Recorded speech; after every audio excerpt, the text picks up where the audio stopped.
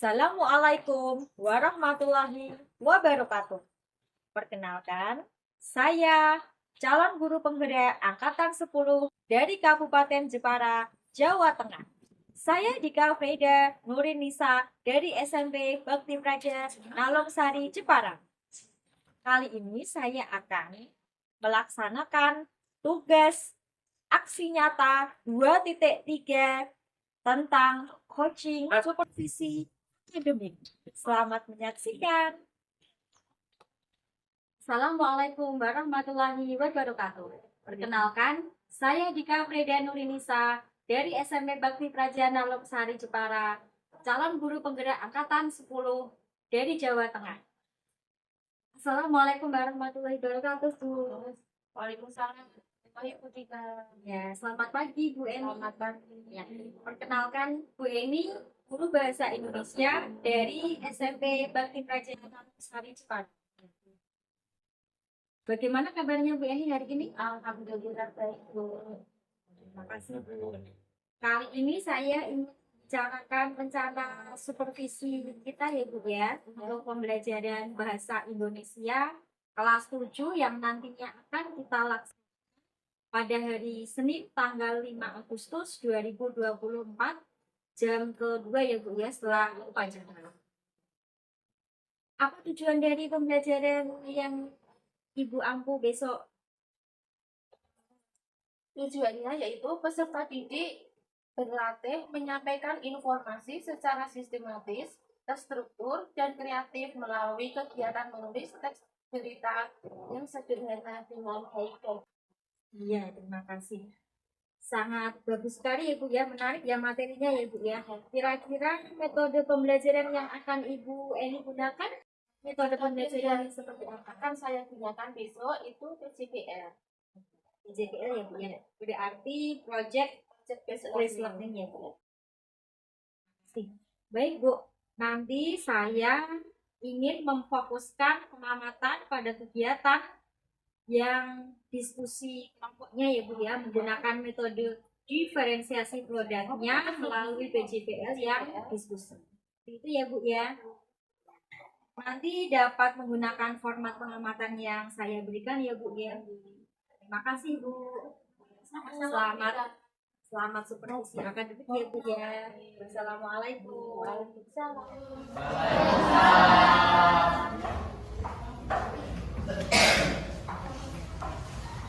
Assalamualaikum warahmatullahi wabarakatuh. Waalaikumsalam warahmatullahi wabarakatuh. Apa kabar kalian semua? Baik, alhamdulillah, Bapak Sonaka. Alhamdulillah. Sebelum kegiatan hari ini kita mulai, mari kita berdoa terlebih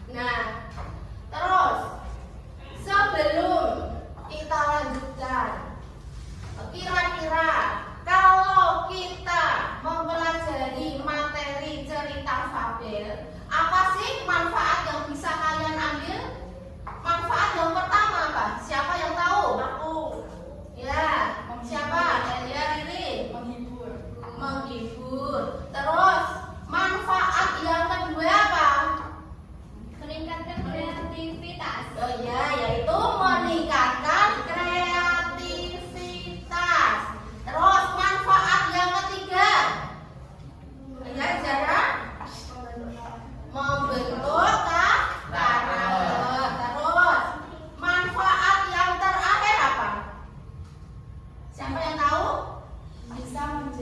bisa menjadi konten kreator atau Oh iya, yaitu kalian nanti bisa menjadi konten kreator atau seorang YouTuber. Nah, supaya kegiatan hari ini bisa berjalan lancar dan pikiran kamu kembali fresh ya. Nanti kalian bisa mengerjakan lembar kerja siswa dengan lancar, dengan semangat. Bagaimana kalau kita melakukan SBK terlebih dahulu? Siap? Siap. SBK apa anak? Buka tutup. Oke, silakan kalian berdiri semua.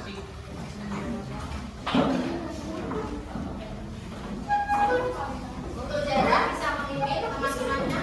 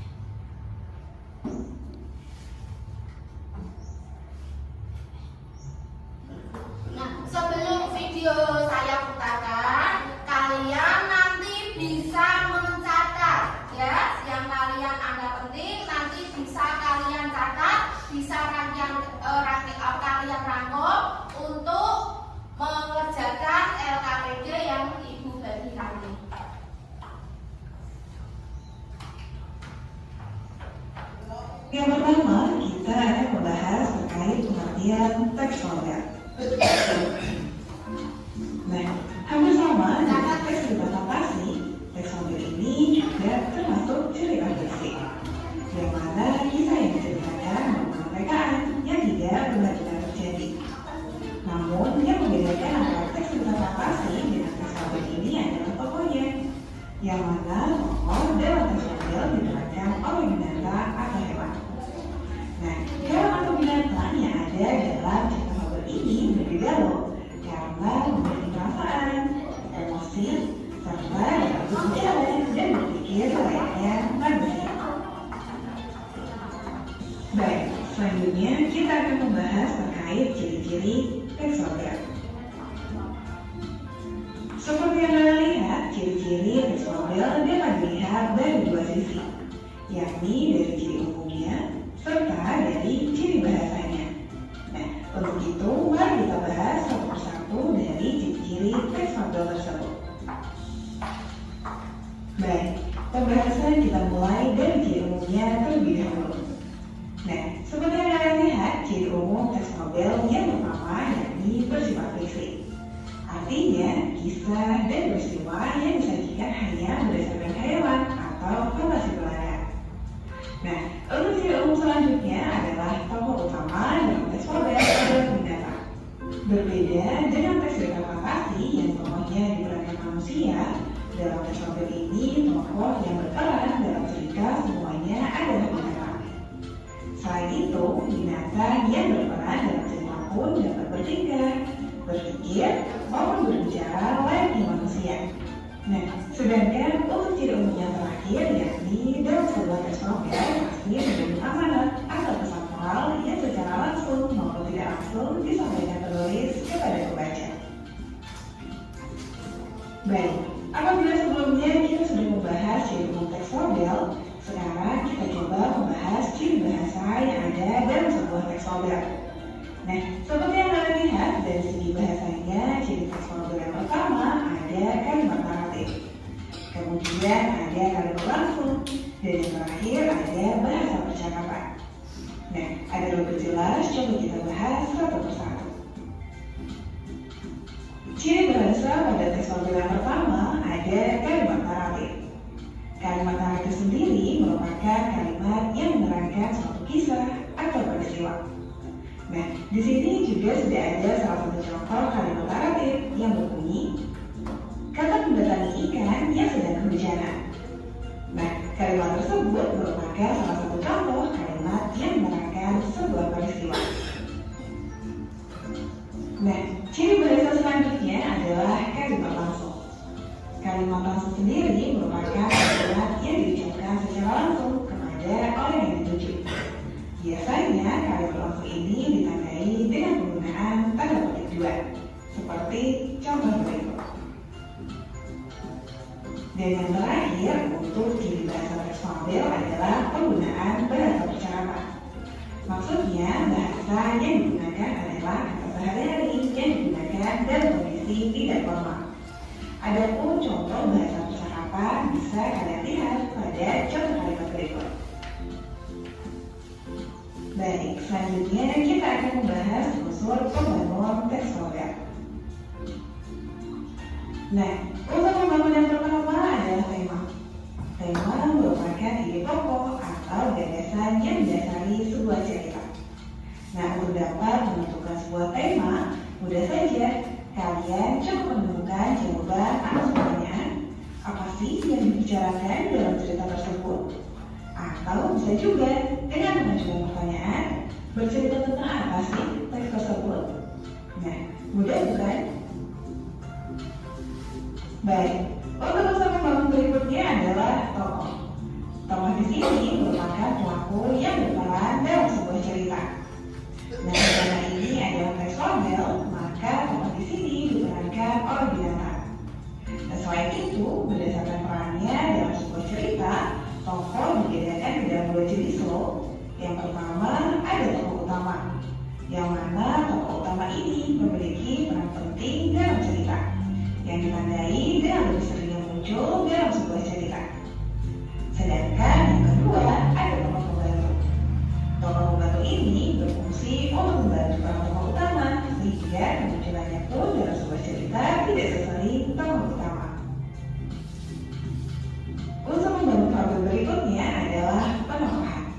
Berbeda dengan tokoh, penokohan ini merupakan karakter atau sifat yang diberikan kepada tokoh yang ada dalam cerita.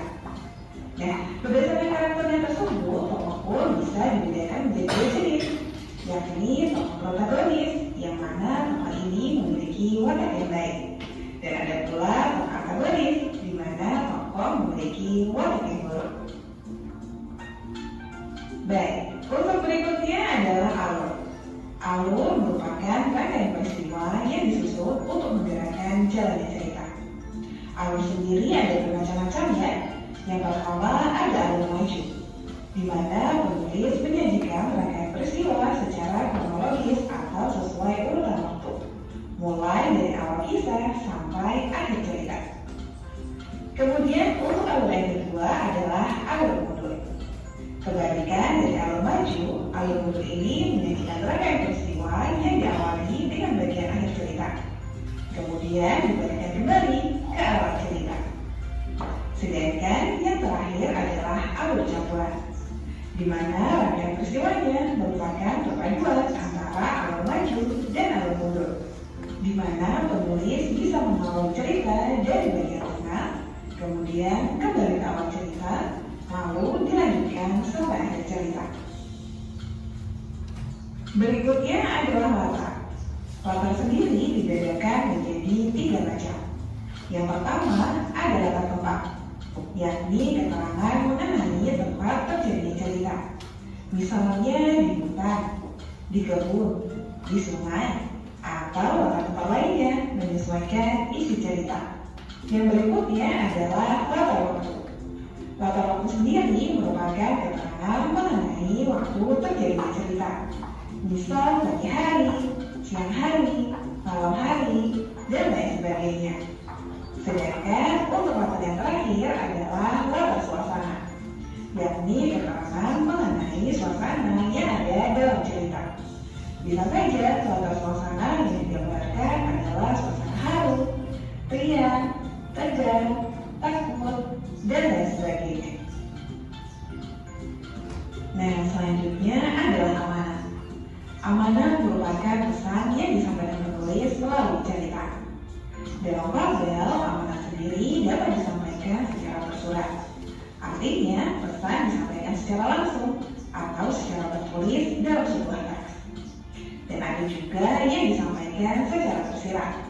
Artinya, pesan bisa diambil secara tidak langsung melalui peristiwa yang terjadi dalam cerita. Yang terakhir adalah sudut pandang. Sudut pandang merupakan gaya penulis dalam menyampaikan cerita. Nah, biasanya sudut pandang yang sering digunakan adalah sudut pandang orang pertama dan sudut pandang orang ketiga. Di mana dalam sudut pandang orang pertama, penulis memposisikan diri seolah-olah menjadi salah satu tokoh yang ada dalam cerita. Biasanya sudut pandang jenis ini ditandai dengan kata ganti aku, saya, kami, kita, dan lain sebagainya. Sedangkan untuk sudut pandang orang ketiga, di sini penulis memposisikan diri sebagai sosok yang hanya menceritakan kisah mengenai tokoh lain. Biasanya sudut pandang jenis ini ditandai dengan penggunaan kata ganti dia, ia, mereka, atau penyebutan nama tokoh langsung seperti semut, gajah, kancil, dan lain sebagainya. Nah, sudut pandang orang ketiga inilah yang lebih sering digunakan dalam sebuah teks fabel. Demikian tadi untuk video pembelajaran kali ini. Semoga ilmu yang disampaikan bermanfaat dan sampai jumpa di video pembelajaran selanjutnya. Kalian tadi sudah menyaksikan itu ya, unsur intrinsik teks fabel. Nah, nanti Ibu akan memutar video salah satu cerita fabel ya. Kalian amati, kalian cari tokohnya nanti siapa ya, terus tempat, latar, amanatnya. Coba kalian pahami video.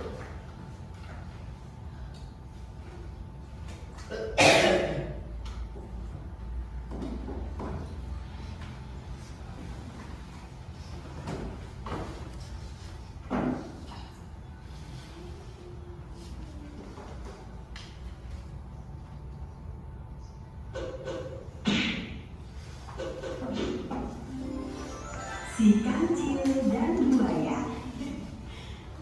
Kancil adalah salah satu jenis hewan yang sangat populer bagi masyarakat di Nusantara.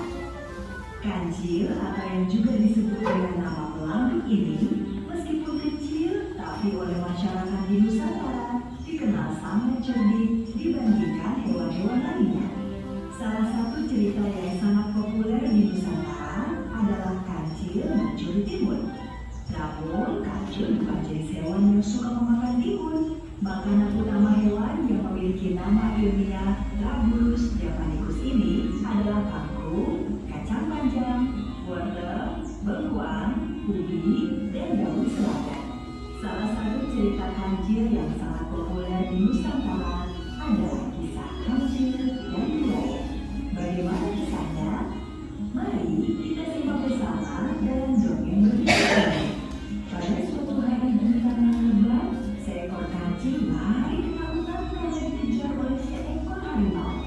Kancil yang ketakutan tersebut berhasil sembunyi di sebuah semak-semak. Hai kancil, sedang apa kamu di situ? Kancil tiba-tiba saja terkejut ada suara yang memanggilnya. Kancil pun berjalan mendekati asal suara tersebut yang ternyata seekor kerbau. Dasar kerbau, kamu mengaget aku saja. Aku lihat tadi kamu sepertinya sedang berlari ketakutan. Iya, aku berlari karena dikejar harimau. Harimau, mana? Mana? Oh, dasar kerbau, badanmu saja yang besar. Ternyata kamu juga penakut. Jangan ketakutan. Pasti meninggalkan harimau. Sudahlah, kita harus mencari cara melarikan diri dari tempat ini. Kamu tahu tempat yang aman? Ada tempat yang aman. Harimau tidak akan bisa mencapai tempat itu. Cepat katakan di mana? Di sana, di hutan seberang sungai sana, harimau tidak akan bisa menjangkaunya. Harimau kan takut air. Kita bisa menyeberang sungai asal bisa menyingkirkan para buaya itu. Kamu pikir bisa melawan kawanan buaya itu? Seekor harimau saja sudah membuat lari bangga. Siapa tahu mereka harus melawan para buaya itu. Aku punya ide yang sangat brilian. Mana mungkin kamu punya ide brilian, sedangkan aku saja yang lebih pandai darimu tidak punya ide. Tapi sebagai hewan yang bijaksana, aku akan mendengarkan ide. Cepat, katakan apa itu? Nanti aku akan berbicara kepada buaya-buaya itu. Begitu mereka melihat ke arahmu, lambaikan tangan sambil tersenyum. Hanya itu, bagaimana ide seperti itu dikatakan brilian? Tapi, agar hatiku senang, baiklah, idemu silahkan dilakukan. Hai para buaya, kemarilah. Para buaya yang sedang bersantai itu terkejut melihat kancil mendatangi mereka. Mereka pasti berpikir berani sekali kalau kancil itu mendatangi mangsanya. Kecil, berani sekali kamu datang ke sini dan sejenak memanggil kami. Apakah kamu mau menyerahkan diri kami makan? Hai buaya, aku datang ke sini memang untuk memberi kalian makan. Tapi bukan aku yang akan kalian makan. Gaduh sekali. Memangnya siapa yang akan kami makan? Kancil menuju ke arah kerbau yang sedang berendam di kubangan lumpur. Para buaya itu berendam di lumpur dan melambaikan tangannya kepada mereka.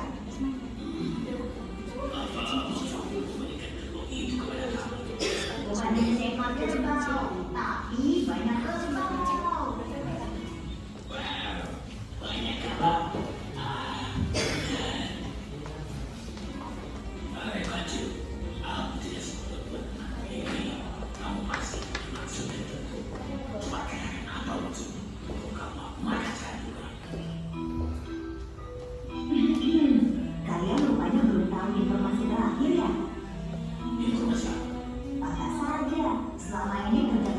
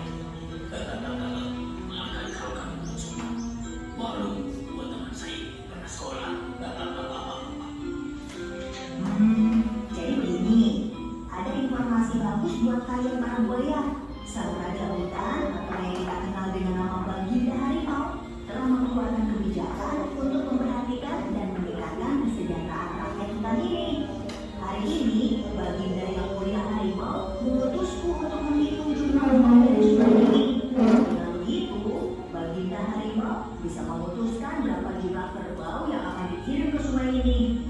Ayo kalian berdua, coba hitung berapa jumlah semua buaya seperti ini. Hanya biasa aja, karena aku sering hidup di pelajaran matematika. Kamu memang tidak tahu, aku selalu nyontek ketika ujian matematika.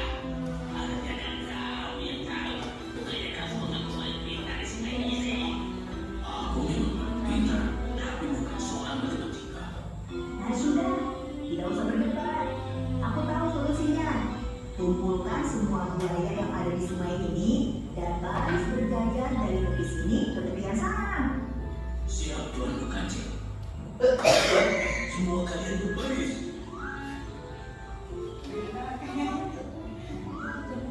Nah, aku akan berjalan di atas tubuh kalian dan menghitungnya. 1, 2, 3, 4, 15. Ayo Pak, jumlah kalian semuanya 15. Semua, aku akan melapor ke Baginda Harimau dan mengirimkan banyak kerbau untuk kalian. Setelah Kancil pergi, para buaya itu sangat gembira karena membayarkan daging kerbau yang gemuk untuk mereka. Sementara itu, harimau yang sedari tadi mengejar Kancil telah sampai ke tempat kerbau yang sedang berkubang di lumpur.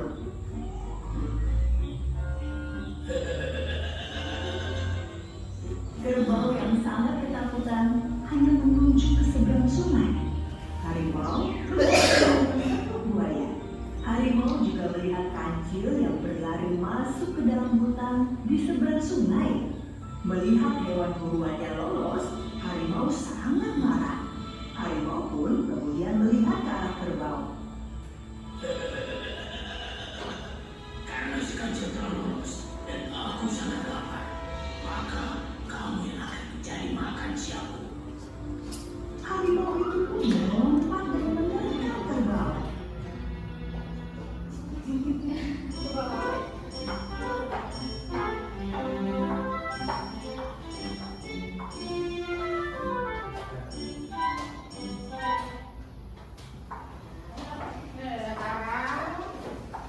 Kalian tadi sudah menyaksikan ya video yang saya putar. Kira-kira video tadi itu berjudul apa?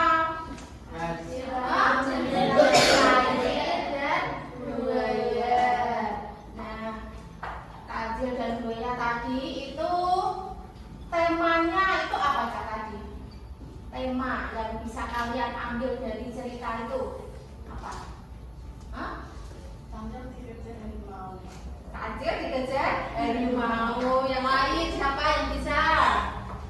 Iya, jawabannya ini itu benar. Mungkin ada yang punya jawaban sendiri. Siapa Bagus? Apa Gus? Oh, Kancil yang tadi betul juga. Terus letak waktu ya, tempatnya tadi di mana? Jadi sungai. Terus apa ya? Waktunya itu malam atau siang? Siang. Terus amanat yang bisa kalian ambil itu tadi apa dari cerita tersebut? Amanatnya apa? Hah? Apa? Siapa yang tahu? Lirin? Apa? Yen? Amanat yang bisa diambil dari cerita tersebut? Apa Yen? Hah? Apa? Yaitu amanat yang bisa diambil dari cerita Kancil dan buaya ya. Cara itu harus pintar-pintar ya. Tidak boleh apa?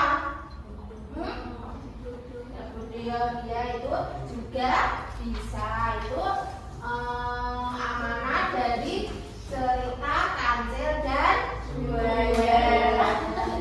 Nah, selain video tadi, siapa lagi yang pernah nonton atau membaca ya cerita fabel? Siapa yang pernah? Siapa? Bagus. Pernah membaca cerita fabel apa?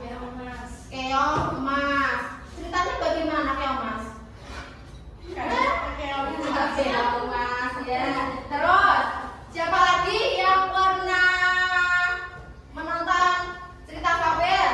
Apa nih? Kancil nyolong timun. Nah, selain itu waktu kecil mungkin ya banyak waktu mau tidur pasti kalian pernah diceritakan atau didongengin sama orang tua. Siapa yang masih ingat waktu kecil didongengin sama orang tua? Siapa? Udah ada? Udah ada? Oh, berarti nanti kalau kamu pulang ya sampai rumah orang tua kalian tadi, Bu, saya kok nggak pernah didongengin atau diceritain ya. Nanti kalian nanti malam suruh dongengin ya, mengingat masa kecil. Nah, kalian tadi sudah ya menyaksikan apa sih yang dimaksud dengan cerita fabel. Terus unsur-unsur intrinsiknya ya kalian sudah tahu. Unsur intrinsik cerita fabel tadi apa? Siapa yang masih ingat? Iya, apa nih? Yang pertama nih. cerita fabel ada 4. Satu Tema. Yang kedua yaitu latar. Yang ketiga tokoh. Yang keempat anak. Ya, itu adalah unsur intrinsik dari cerita fabel. Nah, sekarang tugas kalian itu mengerjakan LKPD atau lembar kerja siswa. Ini isinya tidak uang ya, tetapi soal atau teks cerita fabel. Tugas kalian nanti buka, nanti kalian baca, kalian pahami ya. Unsur intrinsiknya apa ya? Temanya yang pertama itu apa? Tokoh dan penubuhannya siapa ya? Wataknya bagaimana? Latarnya gimana?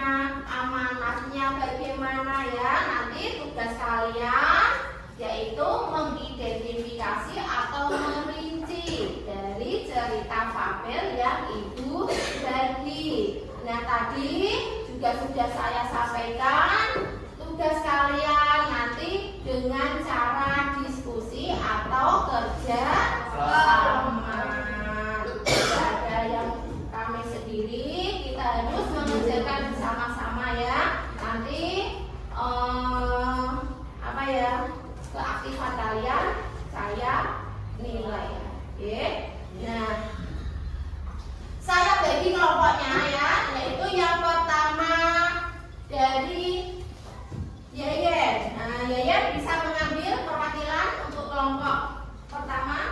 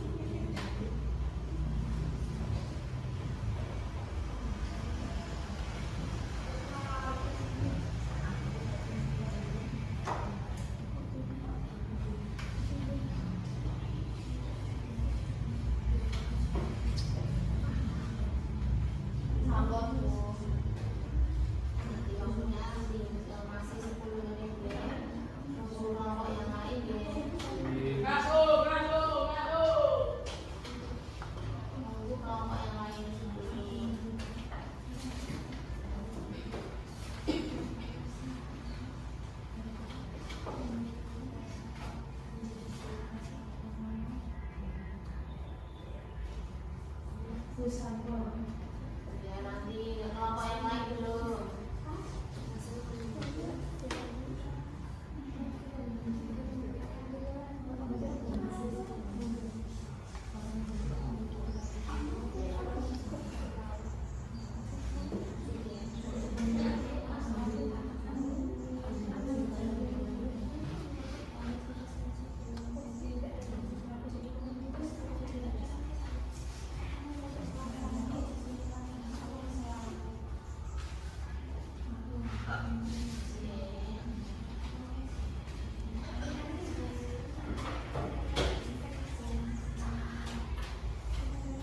Sudah selesai semua belum? Sudah. Kelompoknya apa tadi? Gajah. Belum?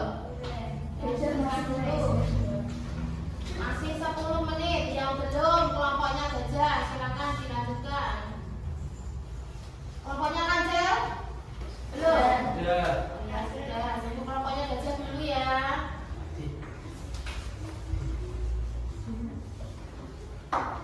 Kelompoknya apa? Semut? Sudah belum? Sudah. Nah, berarti tinggal kelompoknya gajah. Silakan diselesaikan dulu.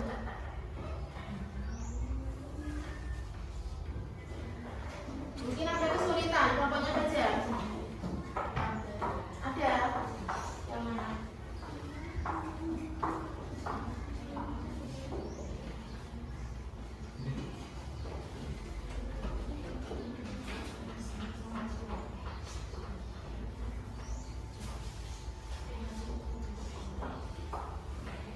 Yo, yang sudah selesai boleh diteliti lagi, dibaca lagi. Mungkin jawabannya ada yang kurang lengkap. Diteliti lagi ya jawabannya ya.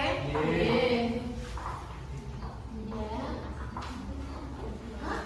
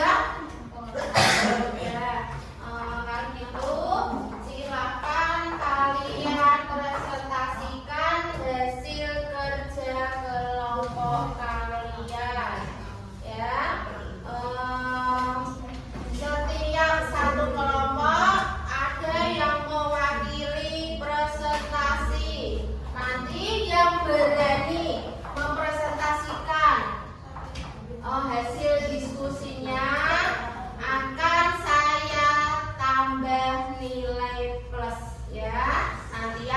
Nanti kalian dapat bintang 1 yang maju atau mempresentasikan. Nah, sekarang yang presentasi pertama kelompok siapa dulu? Oke, silakan naik kelompok gajah, boleh presentasi. Maju semua yang membacakan 1. Maju semua. Maju semua yuk. Ali.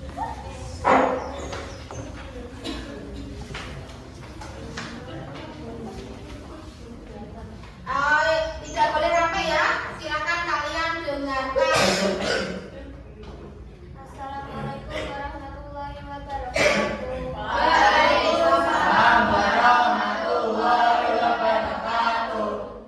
Saya perwakilan dari kelompok gajah akan mempresentasikan hasil diskusi kami dengan judul Gajah yang Baik Hati. Kisah: di sebuah hutanan luas hiduplah seekor gajah bernama Gaga. Tubuhnya besar dan gemuk. Ia memiliki belalai yang sangat panjang dan kuat. Belalai tersebut ia pakai untuk mengambil daun di pucuk pohon. Gaga sangatlah menyukai daun-daun yang masih muda. Ia suka memakan buah-buahan, tak jarang ia mencari makanan yang sangat banyak, lalu membagikannya kepada hewan-hewan lain. Karena suka menolong, para hewan sangat menyukai Gaga. Karenanya hewan bertubuh besar ini memiliki banyak teman, mulai dari semut hingga rusa. Ia memang tidak pernah Dengarkan temannya yang maju. siapapun yang butuh bantuan, ia dengan senang hati menolong. Pada suatu pagi, Gaga berkeliling hutan untuk mencari makanan. Setiap bertemu dengan hewan lain, ia selalu menyapa mereka dengan ramah. Tiba-tiba ia mendengar suara minta tolong. Tolong aku, siapa saja tolong aku, teriak suara itu. Gaga lalu mencari sumber suara. Ternyata yang berteriak meminta tolong adalah harimau. Tubuhnya bertinggi pohon tumbang. Tanpa pikir panjang, Gaga langsung mengangkat pohon itu dengan belalainya. Setelah berhasil menyelamatkan harimau, mengucapkan terima kasih pada Gaga. Terima kasih banyak telah membantuku, Gaga. Kalau kau tak segera menolongku, aku bisa saja telah mati tertimpa pohon ini, ucap harimau. Kembali kasih harimau, bersyukurlah karena kamu masih bisa selamat dan hanya mengalami luka ringan. Terus kamu jawab Gaga. Temukan saja, aku sangat bersyukur, Gaga. Untung saja kau yang lewat sini. Kalau hewan lain bisa saja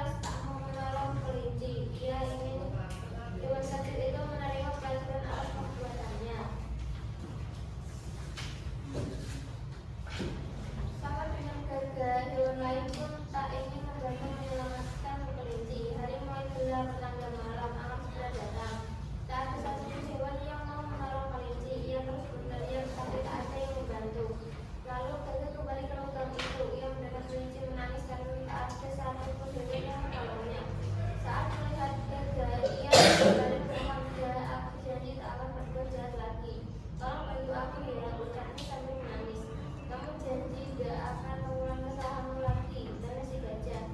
Iya, aku berjanji tak akan berbuat jahat lagi, maafkan aku ya. Ucapnya sambil terus menangis. Setelah itu, gajah menolong kelinci. Kali ini kelinci tak lagi meninggalkan gajah. Ia telah menyesali perbuatannya dan tak mau lagi berbuat jahat. Kini para hewan dosa itu hidup rukun. Ini sekarang hasil perjalanan berdasarkan tema Unsur intrinsiknya. Usai membaca dongeng gajah dan kelinci, apakah kamu jadi penasaran unsur intrinsik yang terkandung? Kalau iya, simaklah ulasan berikut. 1. Tema atau inti cerita dongeng ini adalah tentang kebaikan dan ketulusan hati seekor gajah. Ia senang membantu hewan lainnya yang mengalami kesusahan. Meski ada yang bekerja kadang ia tetap memberi maaf dan pertolongan. 2. Tokoh dan perwataan. Tokoh utama dalam dongeng ini tentu saja adalah gajah bernama Gaga. Ia memiliki sifat yang baik hati, suka menolong dan mudah memaafkan. Meski ada yang berbuat jahat kepada Gaga, ia tetap memaafkan kelinci itu dan menolongnya. Beberapa tokoh pendukung yang turut mewarnai kisah ini adalah harimau, kancil, rusa, dan kelinci. Harimau, kancil, dan rusa adalah hewan baik yang tahu berbalas budi. Sedangkan kelinci adalah tokoh antagonis. Setelah mendapatkan pertolongan dari Gaga, ia malah pergi begitu saja. Latar dongeng tersebut menceritakan gajah yang baik yang hidup di hutan belantara yang sangat gersang dengan latar waktu fajar di mana daun-daun meneteskan embun. 4. Alur cerita dongeng gajah yang baik hati. Alur cerita dongeng ini adalah maju. Kisahnya bermula dari seekor gajah bernama Gaga yang sedang berjalan-jalan mengelilingi hutan. Sembari mencari makan, ia juga menolong hewan-hewan lain yang sedang kesusahan. Ia menolong harimau yang terjebak, kancil yang tak bisa mendapatkan apel manis, dan kelinci yang masuk ke dalam jurang. Namun usai mendapat pertolongan, kelinci malah meninggalkan Gaga sehingga gajah itu tak sanggup naik ke permukaan. itu hasil diskusi dari kelompok gajah. Mungkin ada kelompok lain yang mau menyanggah atau bertanya, silakan dari kelompok lain, mungkin dari kelompok semut, dari kelompok nagata. Ada yang mau tanya? Kelompok lain ada? Tidak ada. Kalau ada, untuk kelompok gajah boleh kembali ke tempatnya. Mari kita kasih tepuk tangan dulu.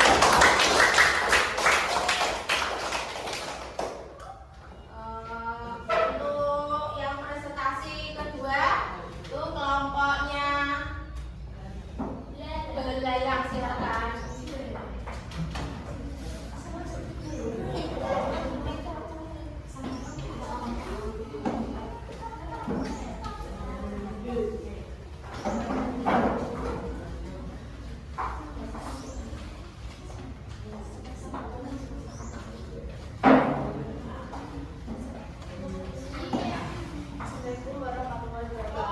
Waalaikumsalam warahmatullahi wabarakatuh. Kami dari kelompok belalang akan mempresentasikan hasil kerja kami. Belalang sembah. Suatu hari di sebuah kebun anggur, tinggallah keluarga semut yang jumlah anggotanya sangat banyak. Semut ini membangun sarangnya dari daun-daun yang direkamkan menggunakan cairan, seperti lem yang mereka keluarkan dari mulut. Para semut melihat bahwa musim gugur akan segera berlalu dan musim dingin akan cukup panjang, akan segera datang. Ketika musim dingin, makanan akan sangat sulit didapatkan, maka para semut itu segera mencari berbagai makanan untuk mereka gunakan sebagai bahan persediaan ketika musim semi tiba. Berbeda halnya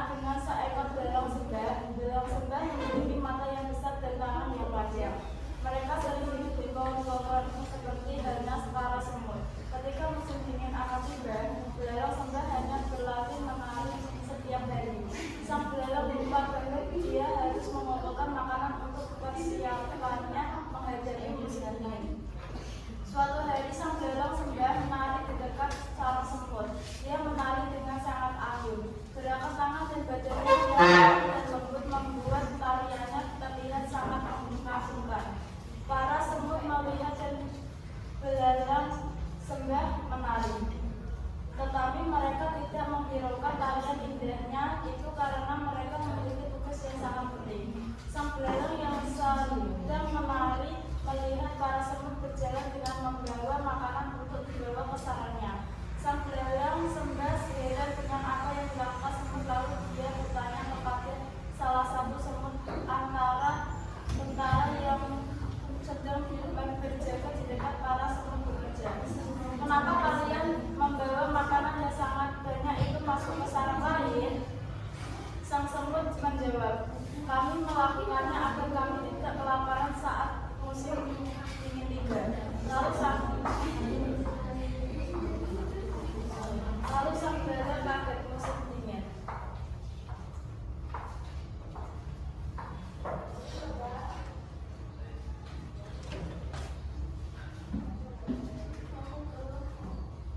Unsur intrinsik. Alur adalah rangkaian peristiwa yang terjadi dari awal cerita hingga akhir cerita. Alur juga dapat diartikan sebagai jaringan peristiwa berdasarkan sebab akibat. Sudut pandang yang digunakan biasanya menggunakan orang ketiga tunggal yang artinya narator yang bertugas untuk menceritakan tokoh-tokoh dalam cerita tanpa harus ikut campur dalam berbagai peristiwa.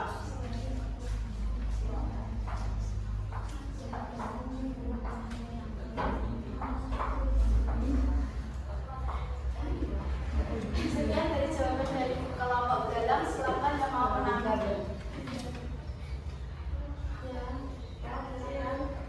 Saya kurang setuju dengan apa yang disebutkan Mimin mengenai amanatnya dari kelompok Kancil.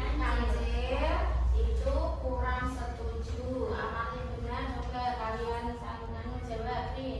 Amanat yaitu pesan moral yang terkandung dalam teks tersebut atau teks fabel. Amanat merupakan hal yang paling penting setelah tema. Oh, berarti punya Ririn itu tidak jawaban dari cerita ini, tetapi jawaban amanat adalah yang dimaksud amanat di sini adalah amanat dari cerita tersebut. Itu apa, Rin? Dalam cerita tersebut terdapat amanat bahwa kesuksesan bisa diraih oleh semua orang, baik orang yang rajin bekerja maupun orang yang suka bermalas-malasan dalam belajar maupun bekerja. Ya, amanat ya, amanat dari cerita belalang sembah. Dari belalang sembah yaitu apa nih? Orang yang bekerja itu hasilnya akan